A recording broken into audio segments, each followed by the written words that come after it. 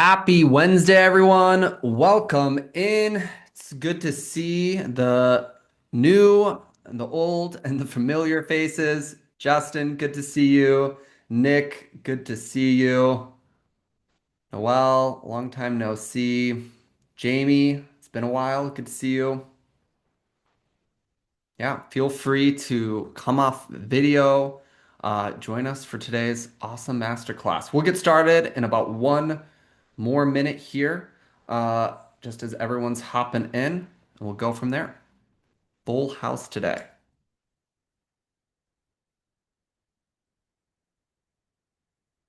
Who's excited about a summer slump masterclass in February? Drop a one in the chat if you're excited about the timing of this.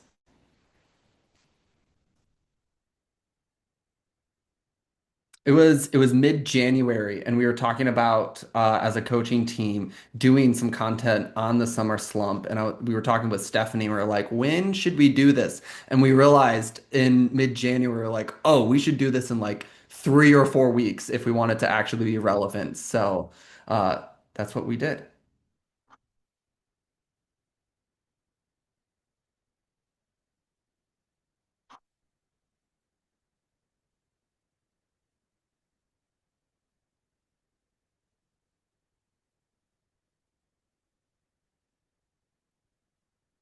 Well, just so we kind of know the context as we get started for today, if you're joining us on your Therapy Flow client, on the CRM or the coaching program, welcome. If you're coming from the newsletter, welcome. If you haven't been a part of one of our master classes before, my name is Joshua Brummel. I'm one of the co-founders of Therapy Flow. We're here with Attilio, one of the other owners of Therapy Flow, and our incredible coaching team, Carrie, Stephanie, Christian, and others that you'll hear from today.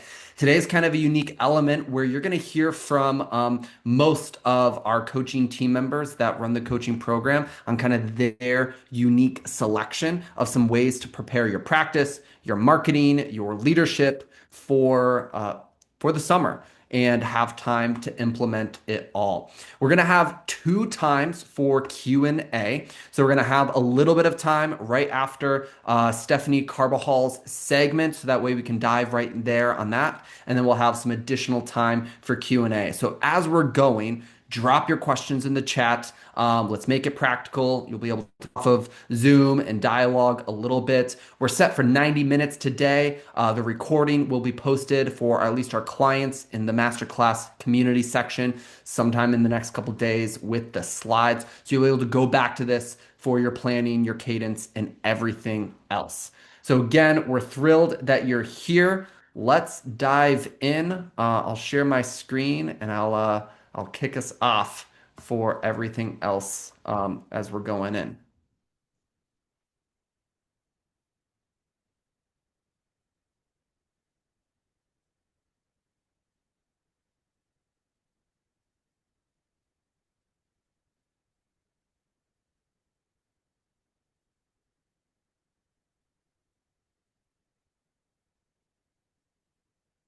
Great.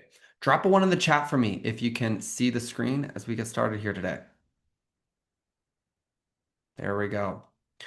Well, we're in for a wild ride today. Planning for the summer, strategies to have your best summer yet, and avoid the dreaded summer slump. You might not be able to avoid it completely. There's some seasonality to this industry, but you're going to be the most prepared for it that you have ever been. That is the goal.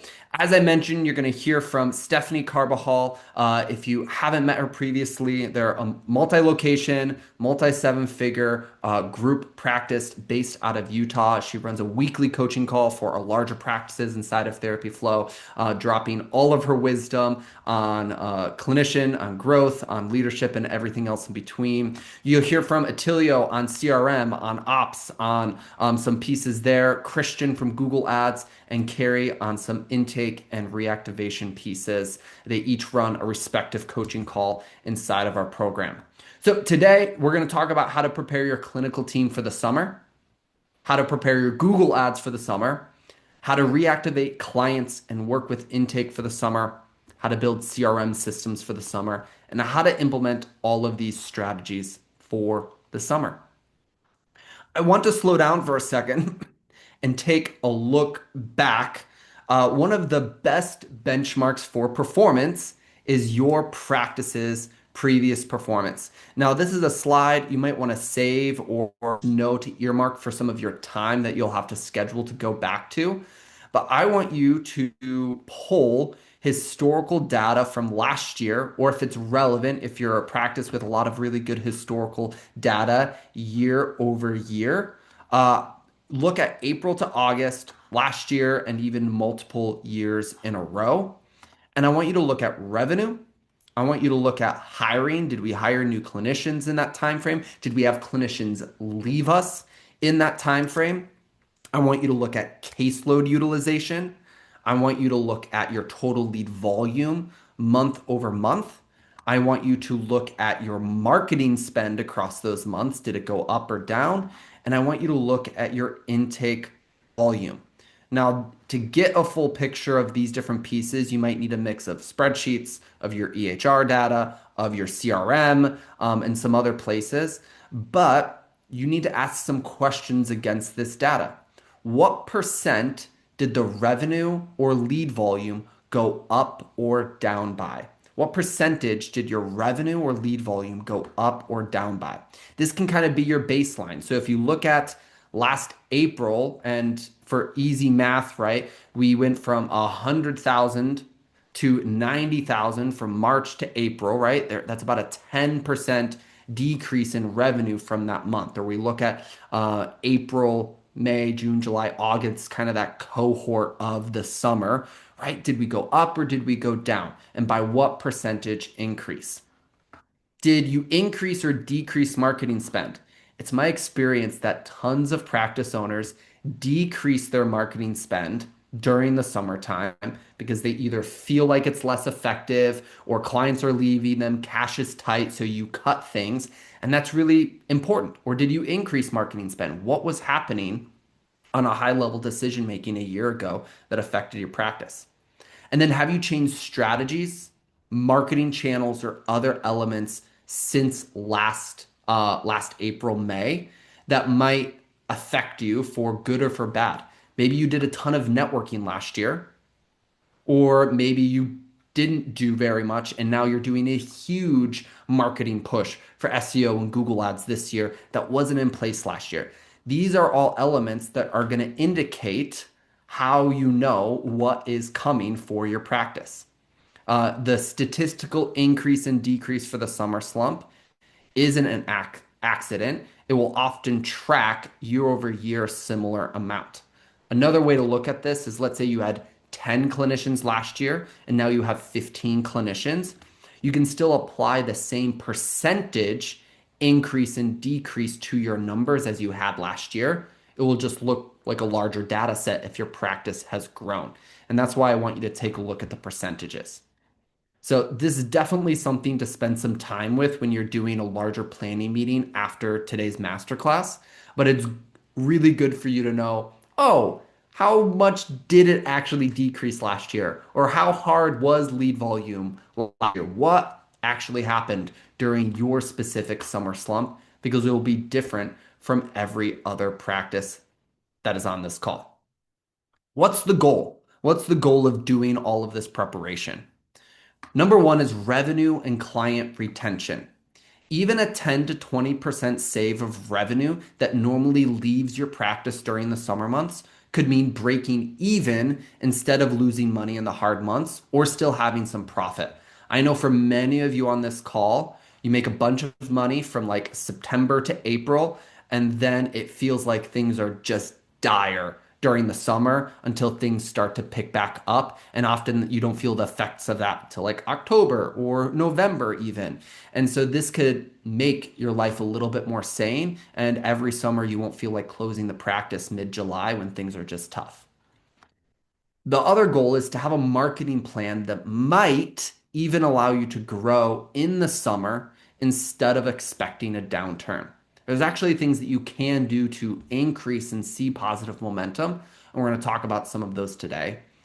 And then lastly, staff culture and communication. I know Stephanie's going to talk about this, but just prevent emotional and practical fallout on your team and clinician morale. If you can prepare your team better, it will have an impact on revenue, but it'll also have an impact on your team's experience and how you retain and communicate with everything. So that's a pretty exciting process. I'm gonna stop sharing my screen. I'm gonna hand it over to Stephanie here as she takes the next bit. Stephanie, you can go ahead and share your screen. You get the joy of all of our coaching personalities today. And so you're gonna see each one of our slide decks that we prepared in their full form and color. So Stephanie, take it away. And you're muted. Awesome. Well, I'm excited to talk about the summer slump because that means summer is coming and the winter is ending, which I'm always excited for. But more importantly, I am excited to share with you some real world, real life pieces that we have learned in our practice over the last 6 years about the summer slump. Before I do that, Joshua, can you see my screen? Yep. Okay. All right. So the summer slump is predictable. It will happen every single year. So it really is about planning for it versus it catching you off guard. Um, this was a little tricky earlier on in my practice. I see kids. I'm a registered play therapist, and so summer actually was always pretty full for me because of some things that I'm going to talk a little bit about later. But when we grew into a group practice, it took us a little bit by surprise because our clinicians' schedules didn't show up like mine. And it's taken us a few years, but there's some things that we do and that we share practice wide, not just in the spring, but from the very beginning of onboarding a clinician into every summer that really do help create stability. So, really, practices that struggle, they're going to react in June. Practices that stay full are going to prepare in April, March, February, and it really creates stability. And, it's interesting. I was just thinking as Joshua was talking, we probably about 4 years ago, we had a huge summer slump that we still didn't know was predictable, right? And I remember us going to a new clinician that we had hired, and we took a check in hand and we met with her and we apologized. And we said, "Hey, we were not prepared for this summer slump, and here's a little extra to get you by in the meantime until we get your caseload full." Versus last summer, well, it was probably fall time. My husband, who does all of our finances, our CFO, he came and said, "Hey, our highest 2 months that we've ever had, guess what months they were? July and August." It was pretty awesome. Of course we've grown a bit, but we were able to really have some great stability in July and August that really served our practice well. All right, so preparation starts with your clinicians. Summer expectations and the ebb and flow of a fee for service, right? Practice are going to start on day one. You want to start in the hiring process of saying to your clinicians, the seasons are going to ebb and flow. You need to prepare for that, just as we as a business prepare for that. We actually encourage our people, hey, set some of your money aside for those months when your caseload may be a little bit lower for those December 2 weeks for the summer. So we start that conversation, like I said, in hiring and in the onboarding process.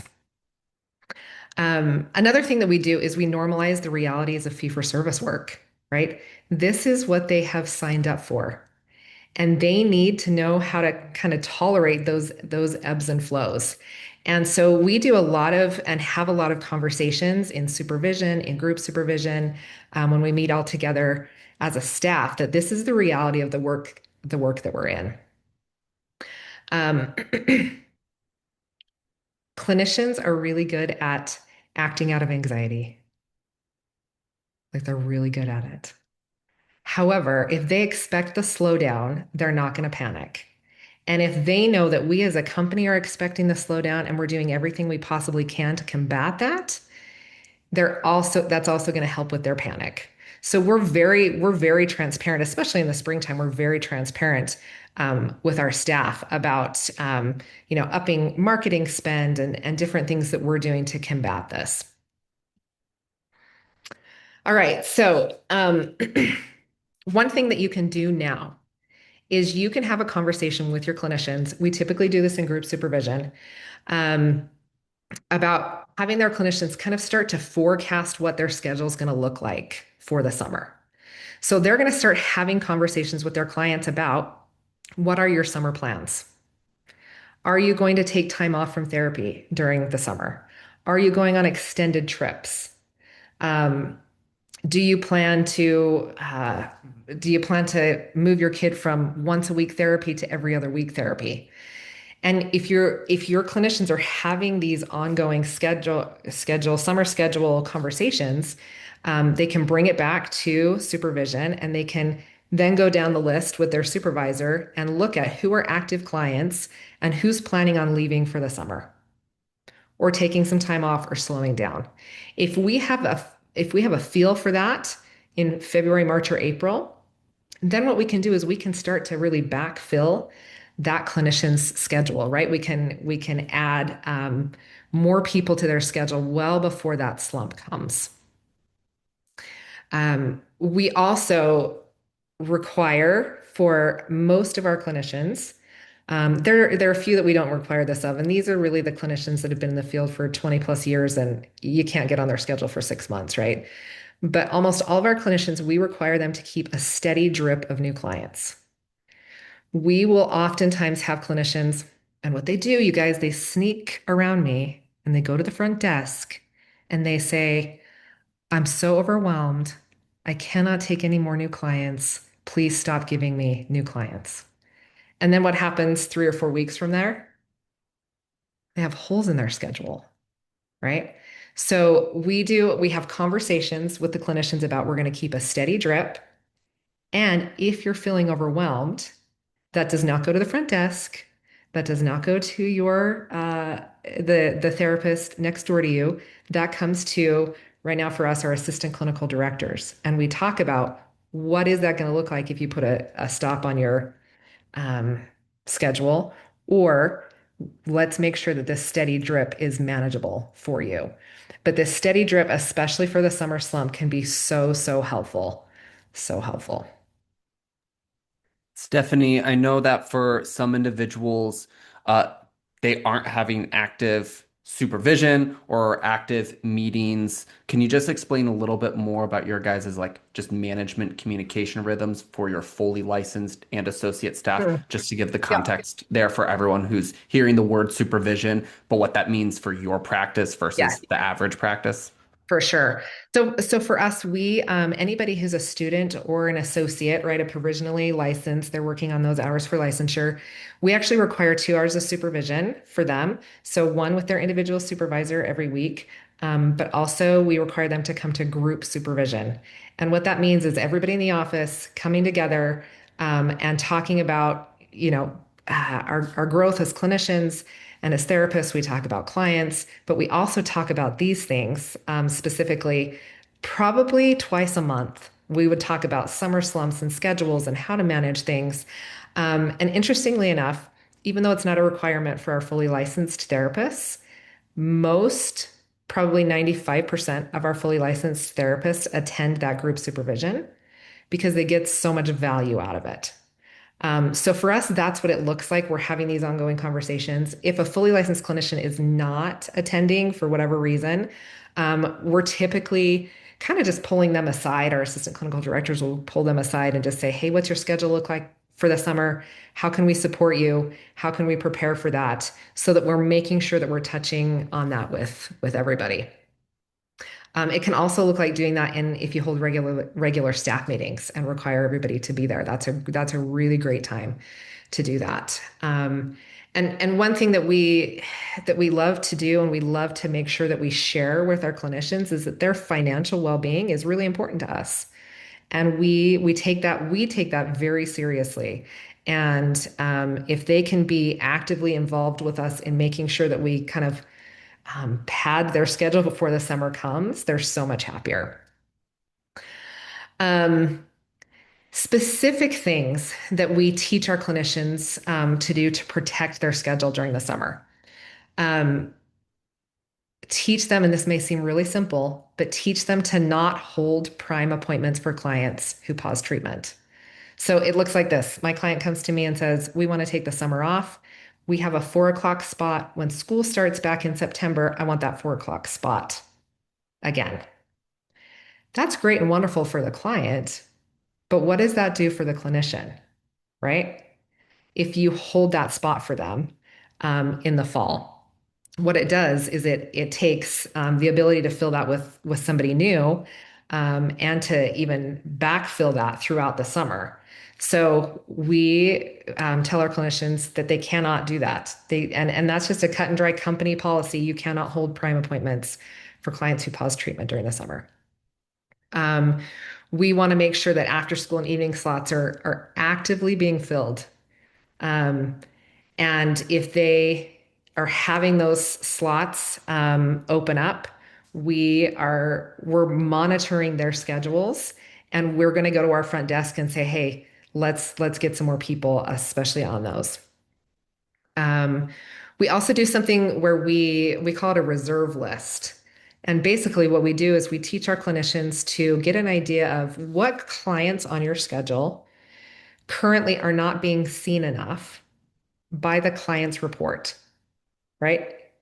Every Monday morning, you've got that client or two clients who are saying, when can I get in? Right?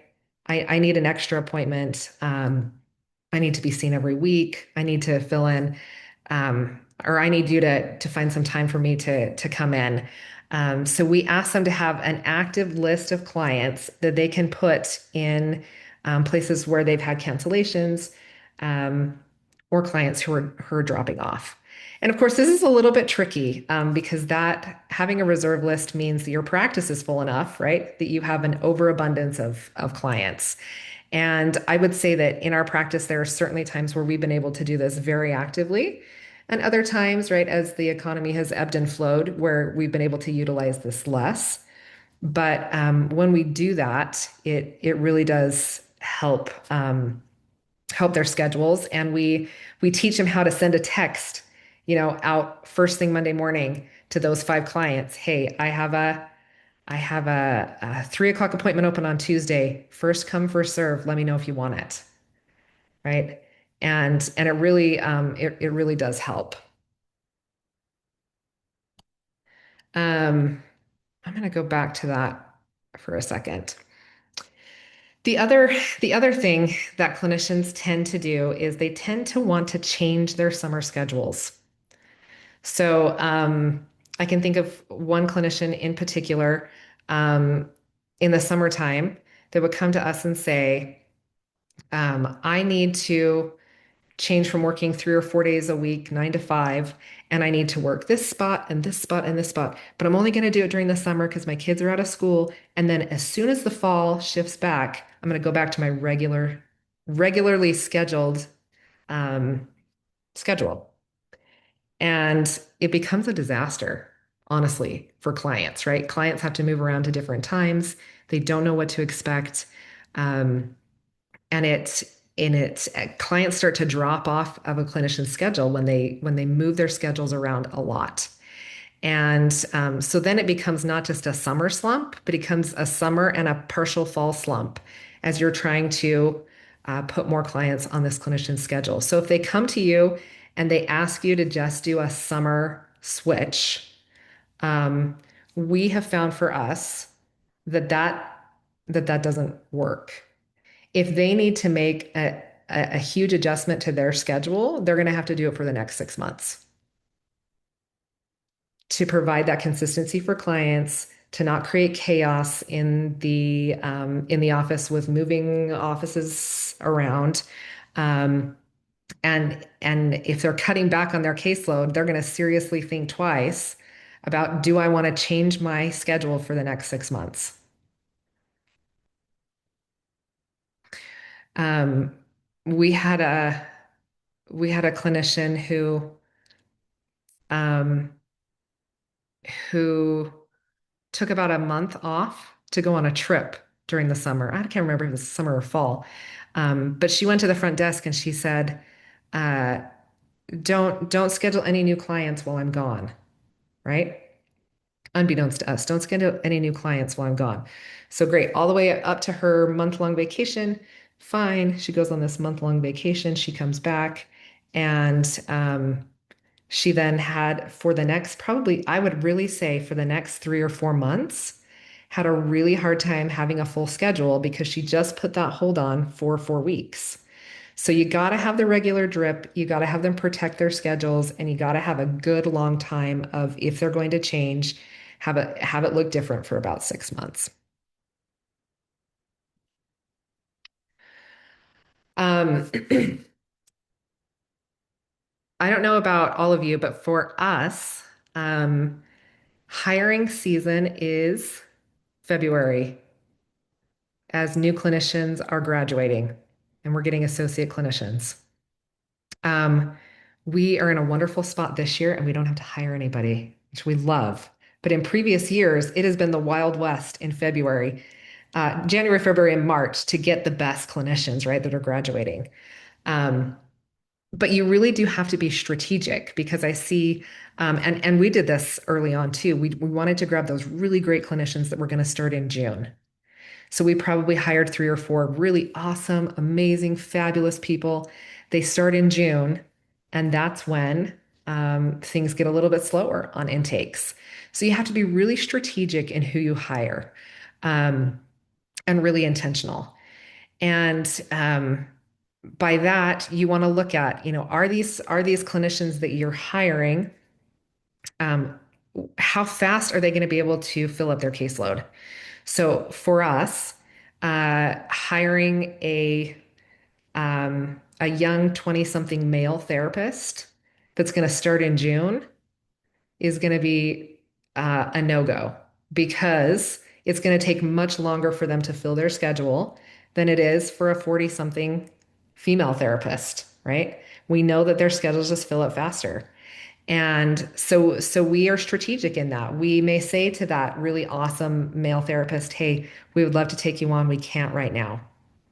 Or we can, but you need to know that your schedule is going to feel really slow during the summer and maybe not even get full until the fall.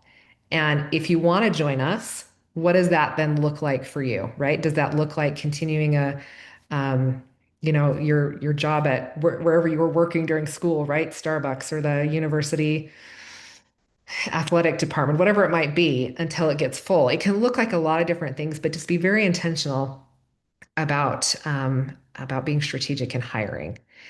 The other thing you really want to do is you want to protect your current clinicians first with the summer slump and anybody that you're hiring, right? So you want to make sure that you're really bolstering your current clinicians before you start to give your new hires a whole bunch of new clients, because this will create if you don't do that, this can create some hard feelings in the culture of your practice.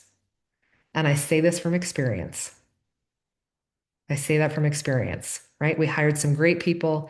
They came in, we started filling their caseload, and some current clinicians that needed more clients felt like they were then competing with these new clinicians um, for clients.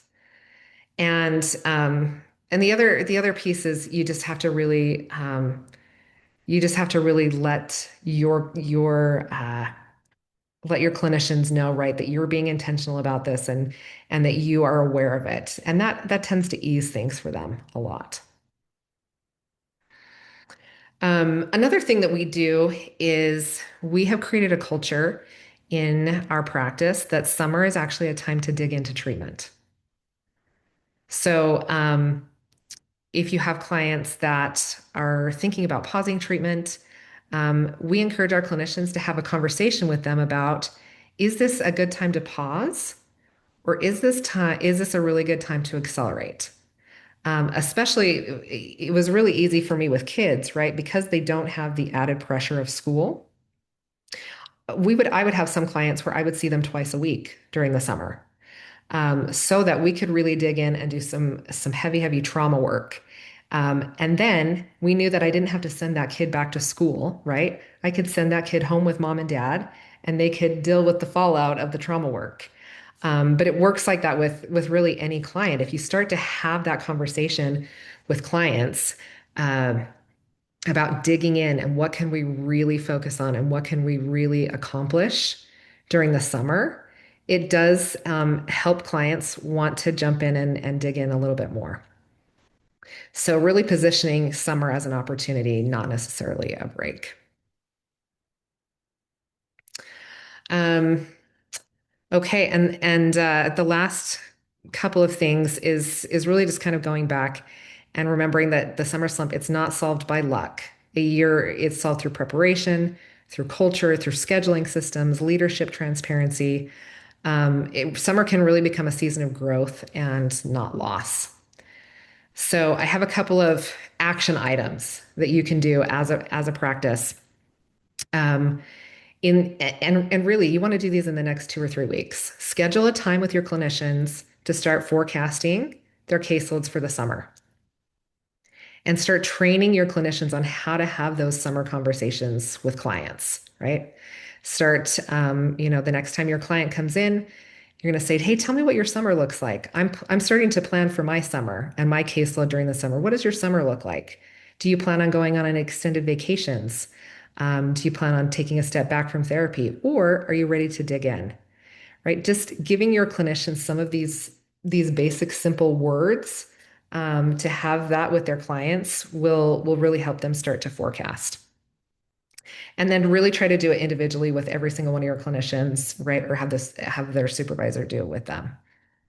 Number two, schedule a regular group supervision or staff meeting to discuss summer strategies once a month, every month until July.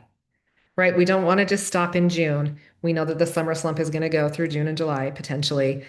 So at least once a month, we're having this conversation. And it doesn't have to look like something formal, right? It can look like we're sitting down in group supervision or staff meeting, and we're going to say, "Hey, one of the things that's on my mind, one of the things that we're really working on the back end, right? The stuff that Carrie and Attilio and Christian are going to talk about, we want you to have that on your mind as well." So they know we're a team working together to combat this. The other thing, which I have not done yet, but I put this on here because I'm going to do it, is make a summer slump training video. I love training videos. It makes my life so much easier because I don't have to tell 40 people the same thing over and over again. But make a summer slump training video that gives them that wording on, "Hey, don't change your schedule drastically. Start talking to your clients in March and April about what their summer may look like. Talk with your clients about digging in, right? Some of those bullet points, so that they can go back and refer to that over and over and over again, as they're preparing for the summer as well. Yeah. All right. Um, we'll stop here for a second. I'll go back to one question I already posted in the chat. Stephanie, Kristen asks, how do you keep a steady drip with clinicians who are currently full? Can you just kind of dig into the logistics a little Mhm. bit there if they're full and you're trying to push in?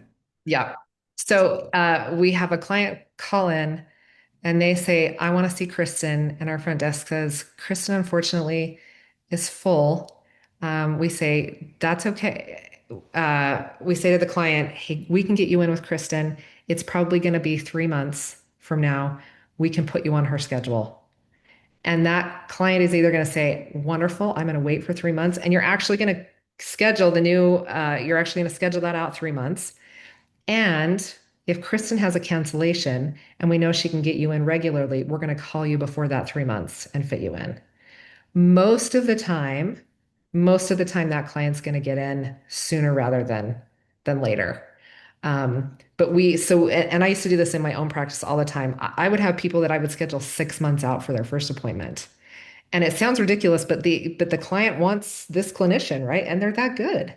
And they're that good. So we put them on there and then we call them sooner if another client finishes up or the clinician is able to, make a open up a spot on their calendar. But that regular drip, and for clinicians that are full, right, that regular drip is going to probably be one new client every 2 months or one new client every 3 months versus the clinician who's not full, it's going to look like two new clients a week.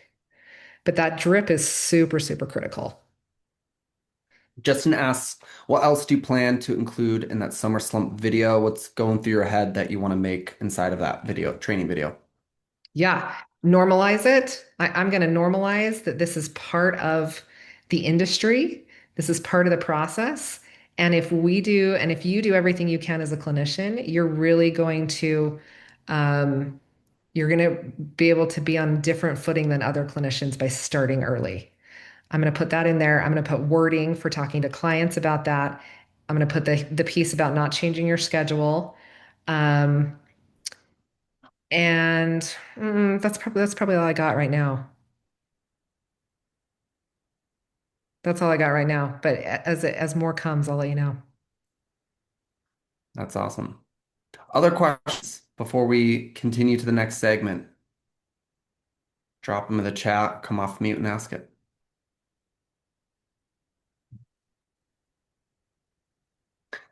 Stephanie, do you typically stay the same, increase or decrease marketing actions and marketing budget, however that gets delineated? Do you just find yourself in from May to September? Pablo already put it down there, says increase ad spend. You guys are probably spending more than from like May to September than any other time of the year. Yep, 100%. And we increase it more than we think we need to increase it. It's one of those moments where you as a practice owner you just have to take a breath and say, the more I spend on this, the more return I'm going to get. And so even budget for it, right? Throughout the year in your yearly planning, know that you're going to have way more ad spend. I gotta ask, how long did it take you to have that like mindset or swap split? How many years did it take before you're like, oh, this is when we spend more instead of like retract? Yeah.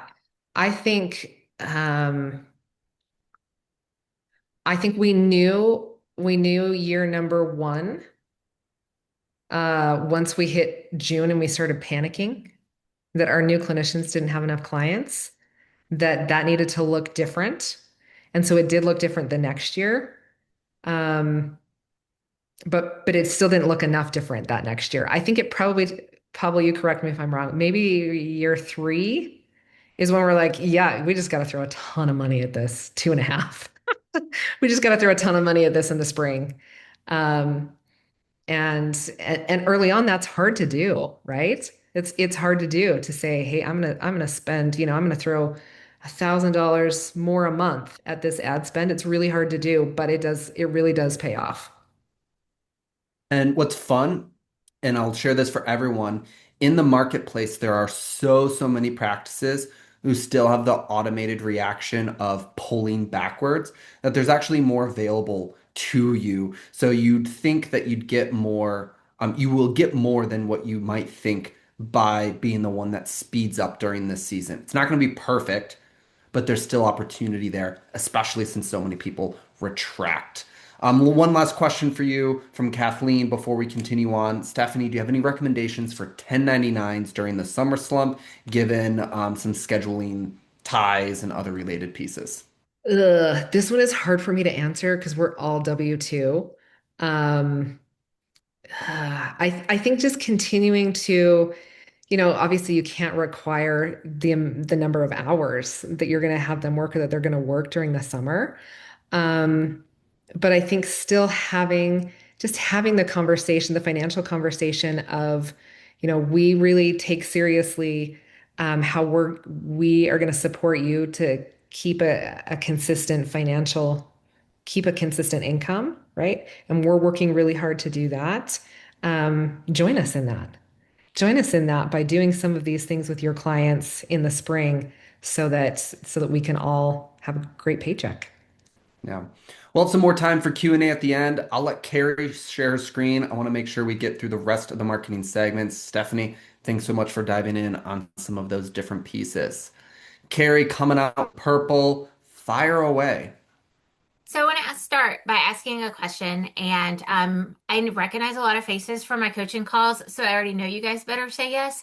But how many of you actively in the summer and around the holidays reach out to your past leads that have not converted?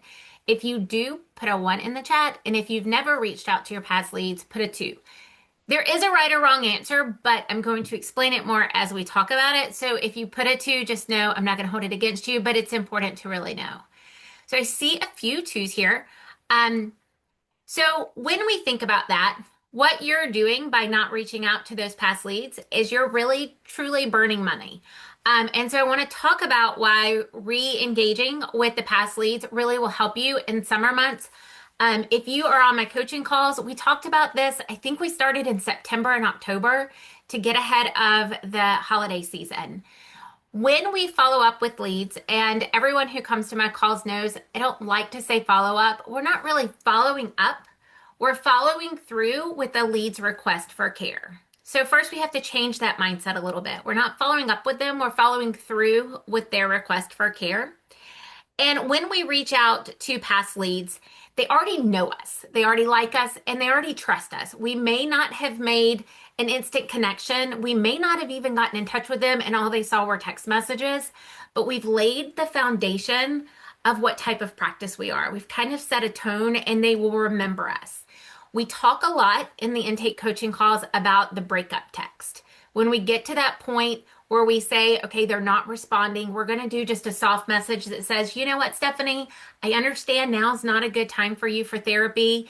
And I just want you to know that the door at Therapy Flow is always open. If you decide you're ready to move forward, I would love to connect. Feel free to reach back out to me. And so they already know that we're a safe place for them to land. It just may not have been the right time.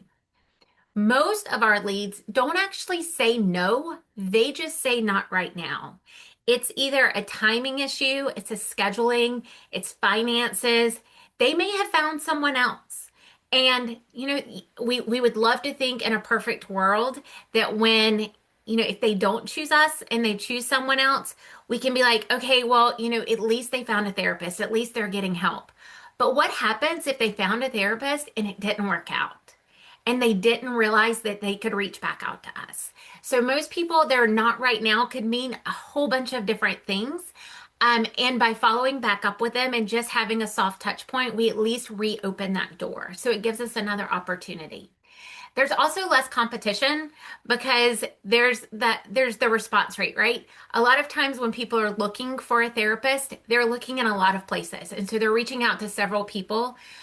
We talk about it on intake calls a lot. If it's a Psychology Today lead, one of the most common things we hear at intake is I called 10 practices and you're the first practice to call me back. So we're not having the competition of them actively searching right now. And so we'll probably have a higher response rate because maybe they thought nobody thought they deserved to have therapy. Maybe I didn't find the right therapist and I didn't connect with somebody because I'm not supposed to have therapy. But by us continuing that reach out, we're kind of affirming, no, this is a safe place. We'd really like to be here to support you if we can. Make it go. There we go. Past leads convert better because they have a little bit of trust with us already and some familiarity. I knew I wasn't going to be able to say it when I put it on the slide and I practiced twice. They already know a little bit about us. They've seen us reach out. If you have past leads that are not on your newsletter, if you send out a newsletter, you're burning money. You've paid for this lead. They are a name that now until they say do not disturb, don't contact me again, you have paid for the right to be able to reach back out to them. You're not bothering them, you're not harassing them, you're giving them value. And so keep sending the newsletters. Make sure that you've got every past lead that you've ever had come through. Make sure that they're on your blog list or newsletter list. If you get a new therapist, and you're promoting to your current clients, we brought a new therapist in or we have a new insurance we've accepted. That type of information can be super valuable to a past lead because maybe you didn't have anybody that resonated with them. Maybe you didn't accept their insurance. But if you started to accept their insurance and you sent out a news blast saying, hey, we're now accepting Blue Cross Blue Shield, that's a great opportunity to re-engage people. You're also continuing a conversation. You're not just starting one. I'm going to talk in a minute about ways we can reconnect, but you can remember things about them. If you're using the CRM, you have the ability to put notes in. So maybe you put in the notes, spoke with Carrie today, looking for therapy for her son Mason. He's super busy with his schedule right now. Dad wouldn't sign on. Reach back out in 3 months. So if you have a newsletter or something that could maybe speak to a child who's, looking for therapy, sports in school, anything like that, you can have that soft reach out and be a really safe place to give a little bit of value, a little bit of extra information that might re-engage that lead. 80% of conversions happen after multiple touches. I actually told a story today on our intake coaching call about a clinician I talked to. He was coming on board and he had a great reputation in his area. And when I told him he would have to reach out to Google Leads for the new associate he hired anywhere from 8 to 12 times, he laughed at me and said, oh, I'm not going to do that. I don't call people back. People call me. And when I call them, if they don't answer, then they don't get on my calendar. And he was full, but he was really, really good and really well known in his industry. Well, this new kid he hired that had zero experience, that wasn't from New York, that knew nothing about the area, was brand new. Nobody knew him. And I was like, okay, why don't we do it your way for 30 days? And when you realize you're wrong, then we'll do it my way and you'll see that this way works better. You have to continue to reach out. If someone is reaching out because they have anxiety and you're not able to answer the phone right away, and you call back 20 minutes later, which isn't that long, right? And the phone rings, they don't recognize the number right away. There's a high likelihood that their anxiety sets in and they're not going to answer. You also run the risk of when they called or they reached out, they were in a place where they knew they needed to seek help. And by the time you were able to get in touch with them, they had worked through it on their own and they thought, you know what? I was wrong. I don't need therapy. I've got this. I can do this on my own. I don't need you anymore. 4 days from now, when that same pattern happens and it comes back, then they're like, oh, wow, I was wrong. I need therapy. Who do I call? They don't want to have to go through that search again. That's why those multiple reach outs are so incredibly important.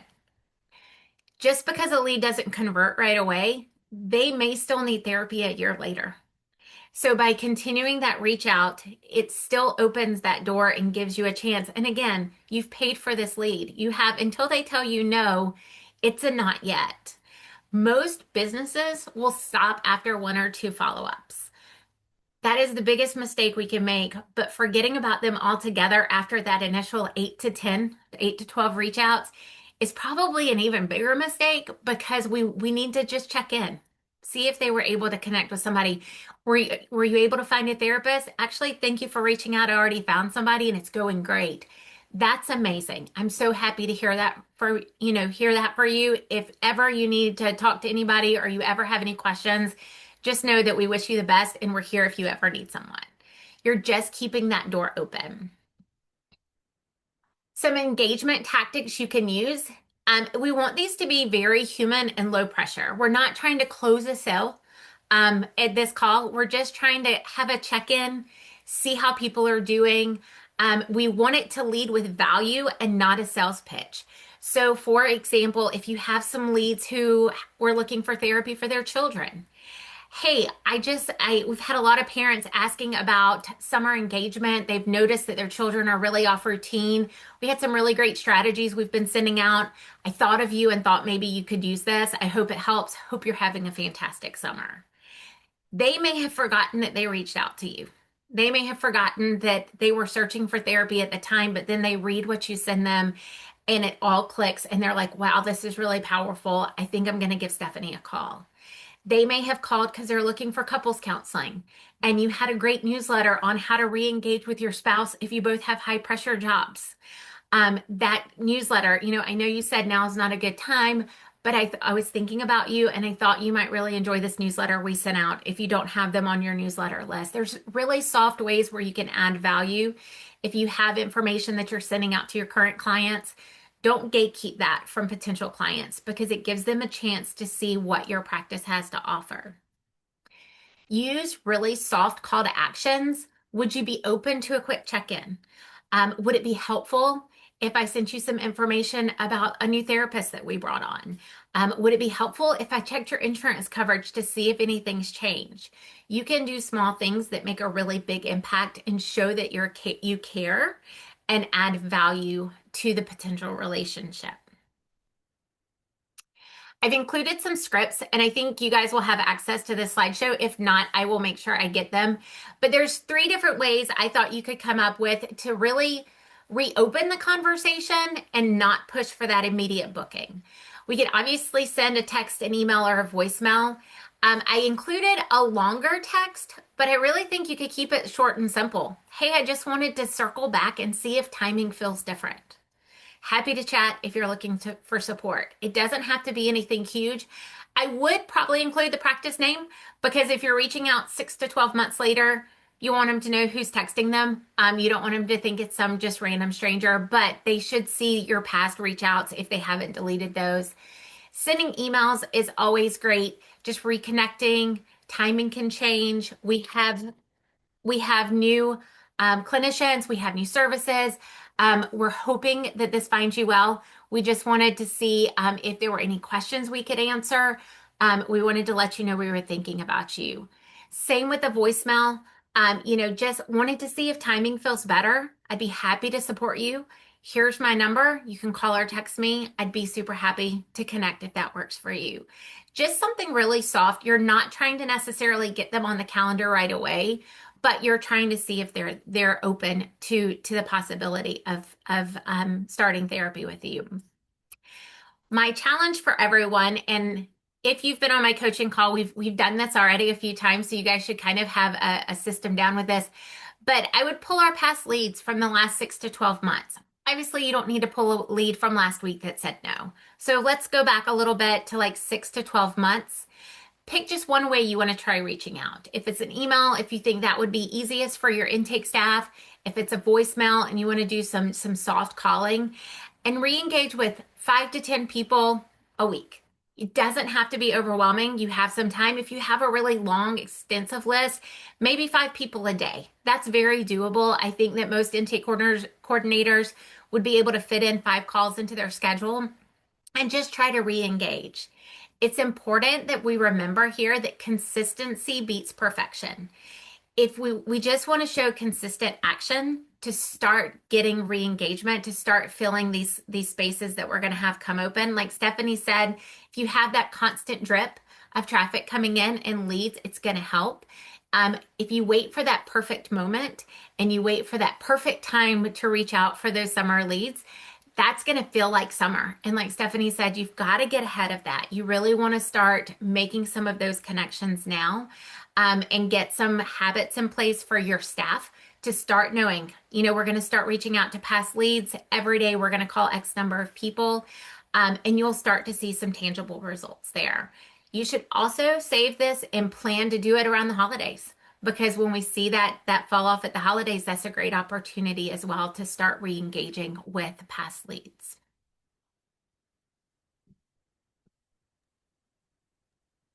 Thanks, Carrie. We're going to keep the process going. Christian's going to talk specifically about Google Ads and what you can do there.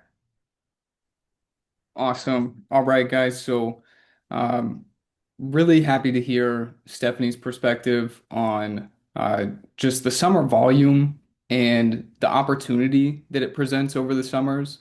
For a lot of practices, it is a slower time of the year, but with preparation, I think that you guys will see that this could be some of your best months of the year, like Stephanie said, for last year. So, taking a look back at last summer at Therapy Flow, um, it was actually a really good summer for a lot of the people who were intentional with their Google Ads. They came to my coaching calls. and just took this very serious heading into the summer. Like Nick from OCD Spectrum, we filled 30 openings in 90 days last summer, which was very awesome to see. This wasn't just your regular anxiety therapy or depression therapy. This was OCD only, where the cost per click can go a little bit higher. It's more competitive, but we were able to figure out what works and scale it and find consistency last summer. Same thing for Alyssa Glickman with children's therapy. We added 100 leads over last summer. And Karen from Avalon Healers, I think if you asked her, she would say that her Google ads weren't really working until we hit the summer and just got super serious about this. And then after that, experienced her first ever successful Google campaign that is still running today. So I want to show you guys the blueprint for this success. And what's cool is it's really the same four pillars that we approach any Google ad campaign. Everything is built on your conversion tracking. We can launch the best keywords, the best ad, the best landing page, but if conversion tracking isn't working, then that campaign is only going to work for about 2 weeks. And then Google is going to be under the understanding that we're just okay with spending money and having no conversions show up in the ad account. So we have to make sure that our conversion tracking has a solid foundation so that we can replicate that success. Um, and then we will establish your current KPIs. You know, Joshua discussed this at the top of the call, but we need to see where we're at right now as far as a cost per lead, our connection rates, and our close rates, uh, so that we can identify any improvements if there are, and we can knock that out in the spring so that we can budget and adapt during the summer. So visually, I wanted to show you guys kind of what last summer looked like. Now, if you will, ignore kind of the front and back of this chart. It's a little bit skewed, but I want you guys to pay attention to the chart right where the blue and red columns cross right here. So you'll see that at the beginning of the summer, we have really just our regular baseline investment.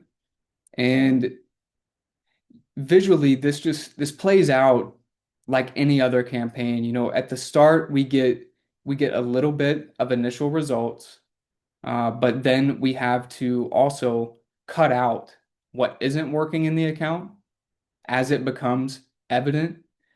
And over time, we start to consolidate and hone in on what's working with the same spend, and we see those results come up. And then in the summers, we can budget. Uh, I would say that we can budget for about a 20% increase to start, just to make sure that we're not affected with kind of the market rate of competition here. We're already separating ourselves by increasing spend. And then, like Joshua and Stephanie said, you know, the chaos and disruption of the summer presents an opportunity for the practice owners who are more aggressive, more prepared, and more intentional with their marketing budget over the summer. So I just wanted to show you guys how this compounds over time. It is a little ugly in the first month, but if you're doing everything right, if you're tracking, if you are measuring your KPIs and making improvements within the funnel, you will see those results increase on the same budget, and you will also see them scale with your budget as you increase it. So let's talk a little bit about conversion tracking here. Um, when I talk about the accuracy of conversion tracking, this is basically the number of conversions that you're seeing in the Google ad account versus the number of leads that you're seeing on the back end. Those need to be nearly 1 to 1. Now, we track lead forms and we track calls. These are lead actions. We don't really track page views or add to cart events too often. We're really optimizing the pixel to only learn and go out and get the leads who are most likely to call in or submit that form. Now, I will say allow 1 to 2 days for the conversions to pass back into the account. But after that, anything greater than, I put 20% here, but you could say 25%, because I will say it's normal for you to look in the ad account. Maybe you had 4 leads that week and Google is tracking 3 of the 4. That is relatively normal. But as you look at a batch of 10, we want to be tracking like 8, 9, 10 out of 10 of those leads. If you're sitting somewhere around like 4 or 5 tracked leads in the ad account when you know that the Google campaign specifically is probably bringing in more, then this is a good time to revisit your tracking setup, to jump into Google Tag Manager, and just test the events, see what's firing, see if anything isn't firing, um, and just make sure that you have those conversion events installed on the right URLs, and that you are confident in the data that's passing back into the ad account. Because this is what the ad account learns off of. If we're getting leads for $100, but we only have a 50% accuracy in tracking in the Google ad account, then Google is going to go out for the next few weeks and they're going to optimize for $200 leads.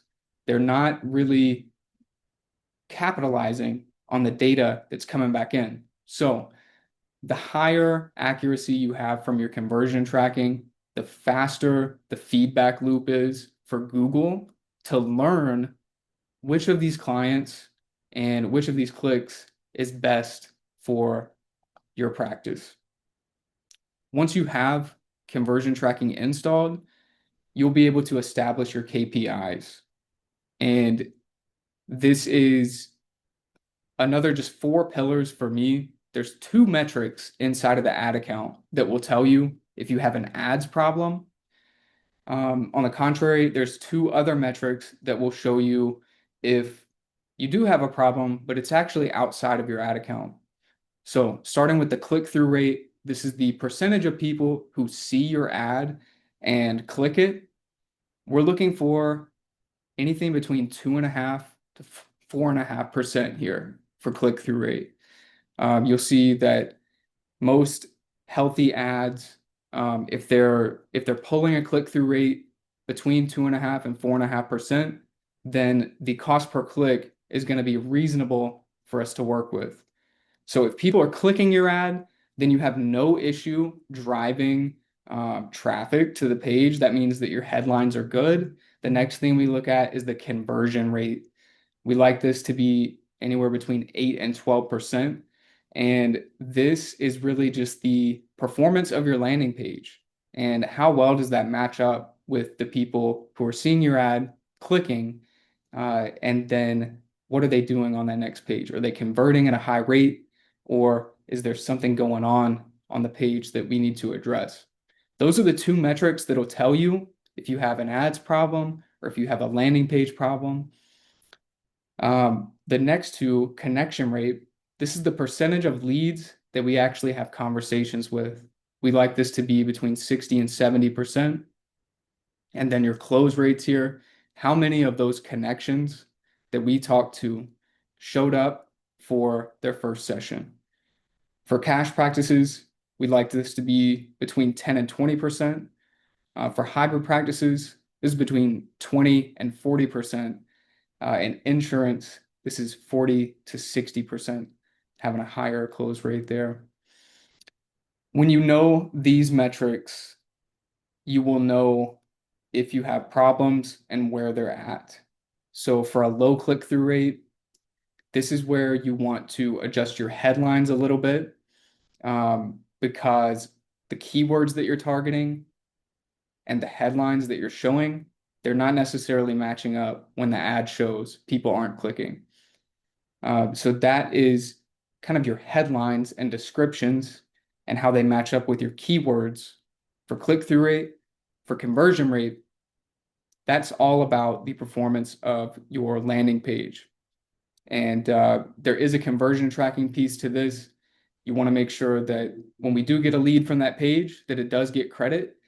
So we know the real conversion rate there. But if it's low, you can make adjustments to your landing page. You can take out maybe some disqualifying checkboxes on the page, or you can add some qualifying statements that speak the language of the people who are landing on the page. If you have a low connection rate, this starts to this problem is outside of the ad account. So this is post-click, this is post opt-in. It's the alignment of either your thank you page or the speed at which you're reaching out to this lead and following up and making that contact, offering help. This is more like your follow-up process. And then the close rate is actually more like the follow-up conversation or the offer. Are we building enough confidence that we actually can solve the problems that our clients are facing? Once you know all of those metrics, I want you to calculate one more metric here, and it's actually the most important, and that is your cost to acquire a new client. The way to get that is just the total spend that you spent on Google Ads or for marketing total, but we do this per source. So cost in Google divided by how many new clients did you bring in? This is your North Star for the performance of your entire Google ad system. CPAs, they can vary, but what's important is that the lifetime value of these clients is higher than that. And if we can get CPAs between $250 to $450, then most of the time, lifetime value is going to pan out. But once you have that number, whether it's 250, whether it's 450, you can calculate how much do we need to spend this month in order to hit our goals here. And that's really what you want to do heading into May. So I would say, starting in March, you want to be keeping up with the metrics that we just discussed. And then finding, what are the benchmarks in the account and what is the current CPA? Are we happy with that CPA? Are we happy with the benchmarks here, or do we need to make improvements to the headlines, the page, our process, our offer? And then we're able to budget for the summer and simply just tell Google how many clients we want. The last piece here is, we're going to budget for the summer. And my recommendation, I know that Stephanie and Pablo have a recommendation, but I would start with a 20% budget increase, because this is going to separate you from the rest of the pack, everyone pulling back. So this is actually going to give you favorable bids. So prop your budgets up. But if you do start to see that you're limited by volume over the summer, that is when you can adjust the actual strategy and the technicals inside of the ad account where, okay, we put 150 down, we increased our budget. But this specific campaign, it's not necessarily able to hold that full budget. It's either not spending the full budget because it's limited by volume, or it's spending the full budget, but the campaign isn't really built to sustain that level of daily ad spend. And so in either of those scenarios over the summer, we're going to look to switch over to a multiple campaign approach where we lock in the performance on our top performing keyword. We put this by itself. And if we were trying to put spend at 150, and and we went up from 100, let's say, we'll go back down to 100 and we will leave that where it's at. And then we'll break out into a new campaign and we can put $50 on that. And so that way we're spending the same amount of budget, but it's more under control in the ad account. We know what we can get out of our top performer, and now we are supplementing that with extra keywords, extra budget, and we are just spreading ourselves in places where our competitors aren't. And that is how we can adjust if we do see costs increase or if we're having issues spending our full budget due to being limited by volume. So take the top keyword, lock in the performance on it, take another 10 to 12 keywords, break those out into a separate campaign, and just treat that one like a new campaign. By the end of 30 to 45 days, you'll find that you have two campaigns now. One may work a little better than the other, but they should average out into your goal volume and a nice goal cost per lead. So just to finish things up, just to put everything in perspective one last time, it is an upfront investment of money and optimization. And for the first 30 to 45 days, it's going to be pretty ugly. And it's going to be hard to see the light at the end of the tunnel. So I want you guys to remember this chart when you're pushing day 30 or day 45. Just understand that that's actually the most important time in the ad account. A lot of practice owners quit at that time, and it's detrimental because they're quitting right before they reap the benefits of what they sowed. So that is the Google Ads strategy, how to prepare, how to have some of your best months over the summer, and just take advantage of the opportunity that's in front of you. Thanks, Christian. 2 points for everyone on this call. One, if you're working with a Google Ads vendor, that's the type of work that they should be doing behind the scenes and giving you the cost per lead or the cost per acquisition tracking pieces to you. And really, you should be making budget decisions off of your cost per acquisition and then giving pressure, giving guidance, giving partnership with whoever's running your Google Ads to make everything else come alive inside of the technical work, right? So your number one KPI is that last one Christian shared, which is cost per acquisition. If your current Google ad vendor can't share, explain, teach, or set up something that showcases your cost to acquire one client mixed with your intake, it's just going to be a really important number to have success with your ads and get that through line all the way from ads to intake and have the proper tools in place to make that happen. Obviously, if you're running your own Google Ads, it's working great, and do some of the things that Christian suggested.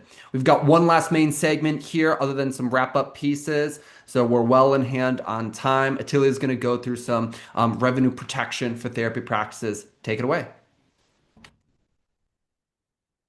What's up, everybody? Glad to have you all here. Do I still have you all? Can you just drop a 1 in the chat? Do I still have you? Are you still here? Are we doing all right?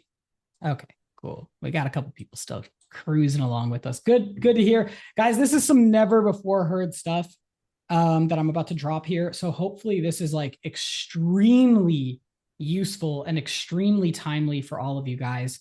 Hopefully we can kind of lock in and get this going real quick. Can you guys see? Just give me a thumbs up. Can you see my screen? Okay, awesome. So guys, I think we've already talked a little bit about this. The summer slump is kind of a result of unmanaged continuity.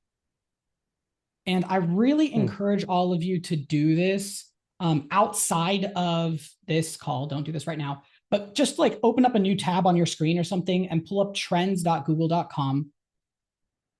You can look up a few keywords that clients may potentially look up to find a therapist. So I'm talking about using keywords like psychotherapist near me or anxiety therapist near me, and and just look at the trend. You can look at the past 12 months, which is what I recommend you look at.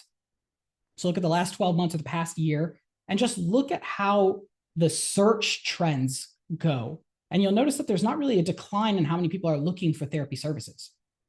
And so I really believe that this is a result of unmanaged continuity. Stephanie's touched on it. We've talked about it in other segments.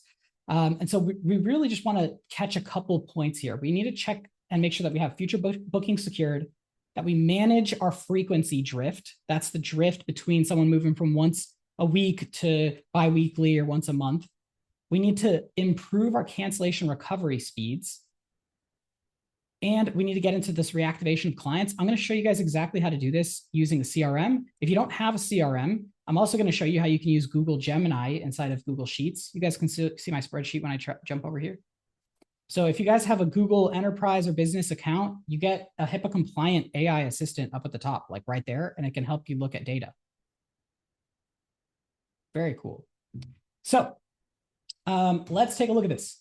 First thing we want to do is close the loop on the information that's in your EHR and the information that you maybe have segmented somewhere else that's managing your leads, particularly in like a client relationship manager, like a CRM, okay? And so what's really cool is the reason why we haven't talked too much about this is a lot of EHRs actually didn't have this function before, but they do now. Even Simple Practice, who originally was giving us bad data, they were giving it to us in a format that no one could use, now gives us data in a format that people can use. So good job, Simple Practice.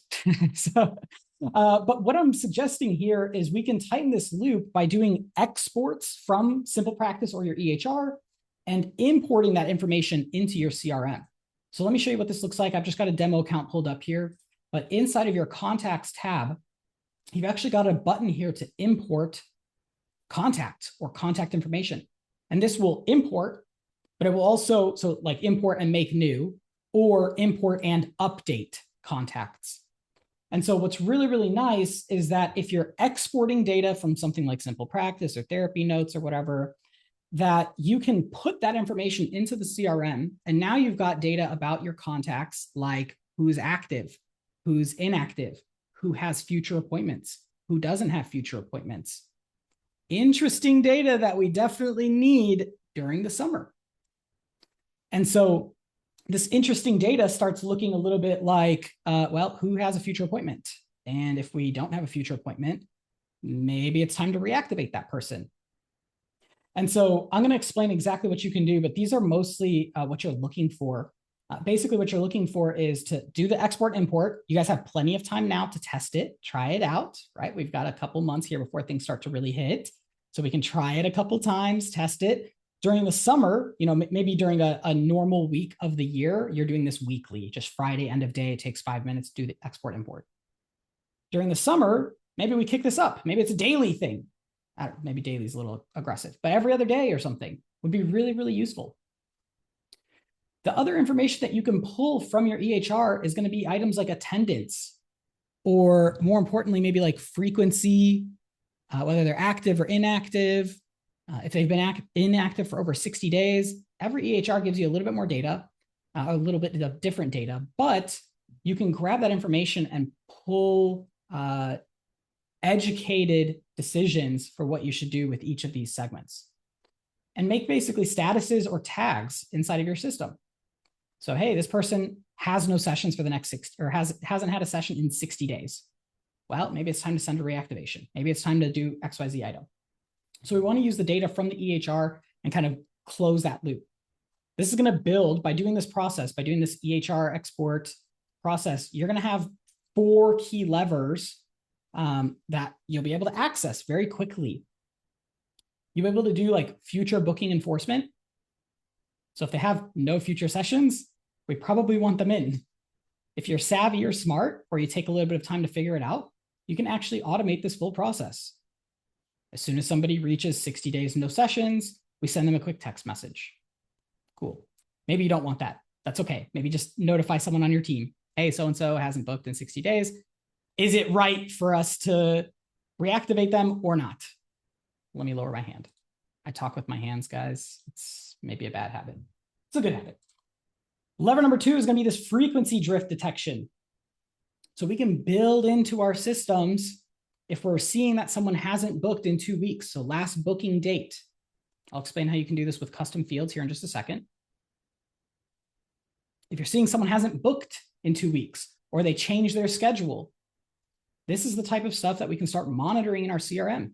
The reason why we want this feedback loop from the EHR to the CRM is because you get the tools required in your CRM. You get the tools required in your CRM to do this in bulk. So we need a bulk email, my segment of 20 people that fall into this criteria. So that's very useful when you have the tools there. You just need to get the data in place. So we want to monitor and access and do something about our frequency drift. If clinicians fail for some reason to rebook a client at the end of their session, this is what I'm talking about when I'm talking about cancellation recovery. Maybe someone doesn't have a new session on their calendar. Hey, they were coming, and then next week that we run this, or the next day that we run this, we realize that they don't have a new session. This can trigger some type of notification. It can trigger some type of workflow. This can and should trigger something in your practice so that we keep the continuity high. Google Gemini, so using this little star up here, you can ask it to do all kinds of cool stuff. So for those of you who don't have a CRM yet, drop the data inside of Gemini or inside of Sheets and use Gemini to do some data analysis for you. You've got 1,000 clients that you want to measure or monitor or do something with. Great. You don't have to look through all of that by yourself. You can have AI maybe help you out just really quick. And then all of a sudden you've got all this information on who's continuing care, who's not continuing care, which clients do we need to address the situation with for which clinician, and so on. And so this is maybe just a sample protocol.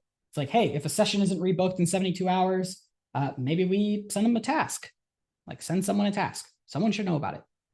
We just need to check to make sure that things are working or not working.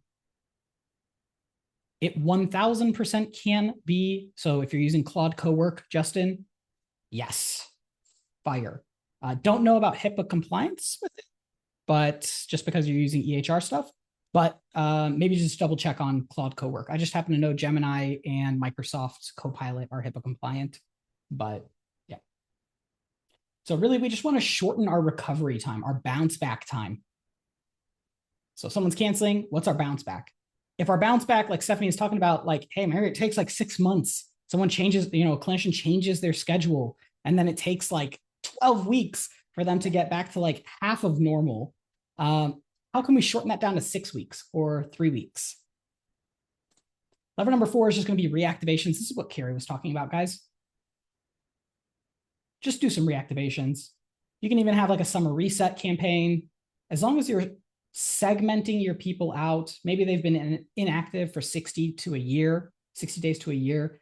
These are people that we can reactivate. And by reactivation, guys, we want this rooted in care, right? It's like, hey, do you need to come back? Like, do you want to come back? This doesn't need to be like we're running a fire sale or something. That's not what we're trying to do. We just need to see if this is a good time for them to re-engage. If things have changed, things change. Summer could be the best time in someone's life, and maybe they just want someone to talk to about it. It could be the worst time in someone's life. They had to deal with family and something triggered their past trauma or whatever. And so having that open door is going to be super useful for you guys. And I just wanted to make an inventory checklist here and give you guys a quick note too. I didn't add some stuff to this slide because I wasn't sure exactly what everyone else was going to cover. But Stephanie, the idea about recording a video or having a template or a doc, guys, I really recommend that every single one of you do this. Start adding on your calendar. How many of you guys are calendar people? I'm a calendar junkie. I use my GCal for everything. Create annual events for yourself to either start doing summer slump preparation or to house your SOPs and templates.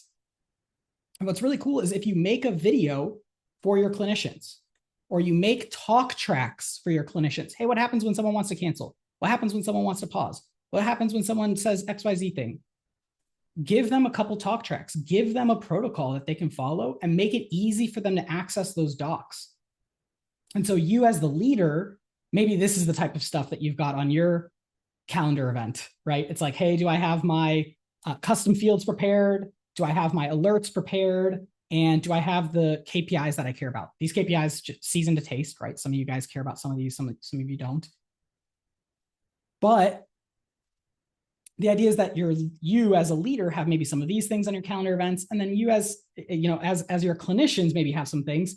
You can start setting some standards or some protocols for them as well. And maybe they've got a quick, a little doc or a little printout that they can use so that they have a couple words or something that they can say or use during a certain circumstance.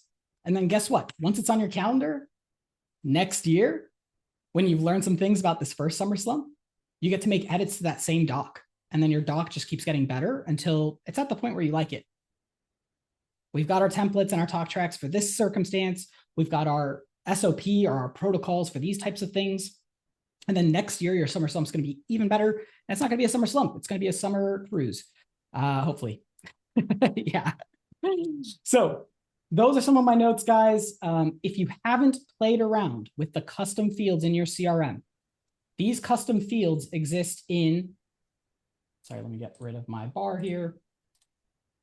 Inside of settings and custom fields. These custom fields act as the column headers for your EHR export. So the column headers. These custom fields are the column headers when you export your data from your EHR. This is how, when you bring in your export from your EHR, it will match by email or by phone to the contact with all of the custom columns, all of the fields that your EHR is tracking. And it will match all of that data so that you know exactly which contact needs to be segmented into exactly which bucket, so that you can make really, really targeted campaigns, like I was mentioning, through these 3 or 4 levers. So I hope that was helpful. Guys, you get to try that now. I promise it sounds like a beast, but it's not. You're just going to make custom fields. These are the column headers that the EHR gives you. And inside of contacts, you're going to just go through this import process.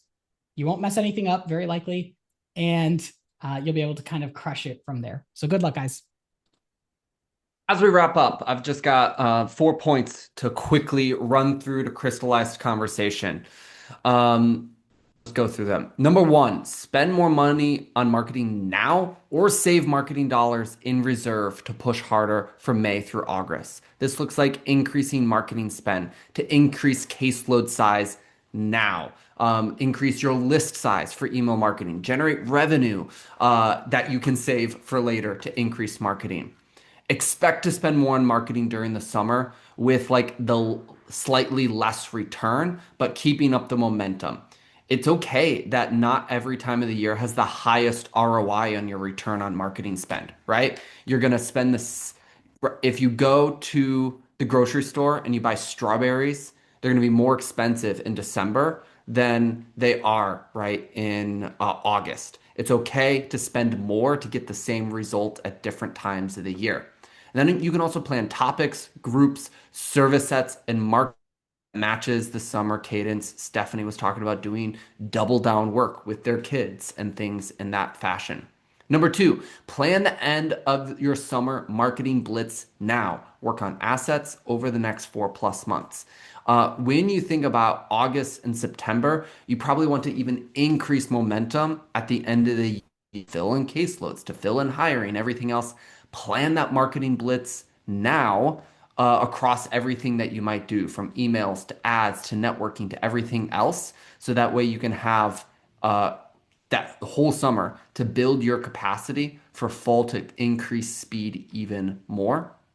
Number 3, form a leadership or clinical team to help you with this work, or like a summer success committee. So depending on what your team looks like, who on your team should you pull into this work to help you? Do you need to hire vendors or contractors to help? Maybe you saw Christian's Google Ads related things and you're like, know what? For this summer, I'm not running my own Google Ads. I need someone else to do it. Or you know what? I need fill in the blank. to be in place for this summer?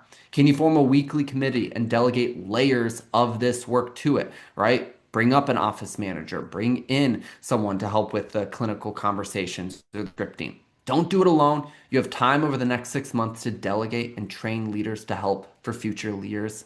And last but not least, build a weekly, monthly, and quarterly rhythm to work on this. Your calendar will tell the story of your summer, so change your schedule now. Put a 2 to 4 hour chunk on your calendar in March, literally in the next 1 to 4 weeks, where you are going to plan out the summer slump action plan. You're going to look at your finances. You're going to look at the historical records. You're going to think about what needs to be in that video. You're going to plan the action doc. Then you're going to schedule due dates on the work and rollout of timelines. I want this video pushed out to my clinicians by end of March. I want reactivations to go out by end of April. I want Google Ad increased spend to happen by mid-May. Whatever those deliverables are, schedule due dates for the work and then invite team members into the weekly or monthly meetings if you're going to delegate work out to them. One last thing. Label total volume of work. This is your output. What's all the output you want over the next 3 to 6 months to tackle your summer slump? Put deadlines in for publishing, deadlines in for getting things to the finish line, and really define your team meeting rhythms to address and do the work. We're at time. We'll open it up for questions in just a second. If you're joining us, our goal here at Therapy Flow is to partner with you so you can delegate marketing and grow. If you need Google Ads help, if you need a CRM, if you need SEO and website support, if you want to join our coaching program, those are all great things that we do. We just encourage you to book a call and sit down with one of our team members and have those conversations. And so we'd love to chat with you if you need support now for your marketing and everything else. Thanks for joining us. We'll go into some Q&A, and thanks for everyone who presented today. Let me stop sharing our screen and we'll tackle the last couple questions that everyone had as we're wrapping up here.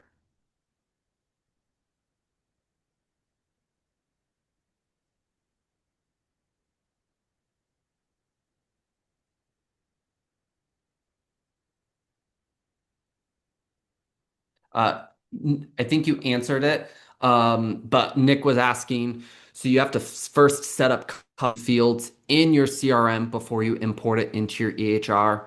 Yes is the answer. When you download your EHR list, you're going to look at what those headings are, make those custom fields in the CRM so they exist when you go to do the upload, is the easy answer.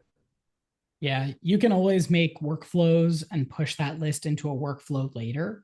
So custom fields is the most useful thing to have done first. But as soon as you make your export from your EHR, just look at the column headers and literally just make a custom field for the column header, and then it'll map everything perfectly. It's kind of genius. Yeah. This is for you, Stephanie. Kristen asked earlier, do you try to start a list for your new grads starting in May and June? Not for our grads. Um, it's really well, let me put it this way. If you're really on top of things and you can get your front desk to really get to know your grads, you can get them to send their bios and get everything up on the website ahead of time, then yes, do that. It's really tricky getting them going right when they start because they're so busy with graduation. But if you're really on the ball and can do that, yeah, please do. We don't, but we should. Yeah. I know some of you who are here with us today are in our coaching program. These are great questions to go deeper on with Stephanie if you attend our call, or Attilio if you attend his call, or my marketing call, or Carrie's call. Book a call with us if you want more support like this on a monthly basis. We're going to wrap it up unless anyone else posts some questions down below that we want to finish off with. Kathleen, Noel, Kim, you're still on video. Any of you guys have any last minute questions?